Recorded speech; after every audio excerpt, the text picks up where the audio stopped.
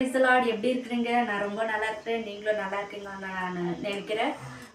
இன்றைக்கு கர்த்தர் என்ன வசனத்தை நம்மளுக்கு கொடுக்குறாங்க அப்படின்னாக்கா, நம்ம சங்கீதம் 127:1 என்ன பார்க்குறோம் அப்படின்னா, கர்த்தர் வீட்டை கட்டாவிட்டால் நீங்க கட்டுற ஒரு வீடு சும்மா அது வேஸ்டா போயிடும் அப்படின்னு.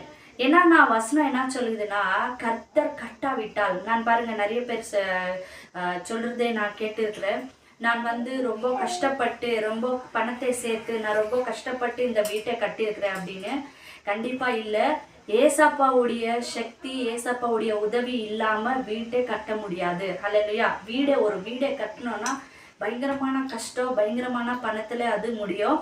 ஆனா நம்மளுக்கு ஏசப்பா உதவி இருந்தால், கர்த்தருடைய உதவி இருந்தால் கண்டிப்பா நாங்க வீட்டை கட்டலாம். வீட்டை அப்படின்னா வெறும் வீட்டு சங்கல்ல கட்டுற வீடு இல்ல, குடும்பத்தை ஆகட்டும் எத்தே ஆகட்டும், கர்த்தர் இல்லாவிட்டால் ஒண்ணுமே நாங்க பண்ண முடியாது. அல்லையா? கர்த்தருடைய கிருபை இல்லாமல் நாங்க வீட்டை கட்ட முடியாது, இல்லைன்னா கல்யாணம் செய்ய முடியாது, எதுவுமே செய்ய முடியாது. ஆமென். அல்லேலூயா.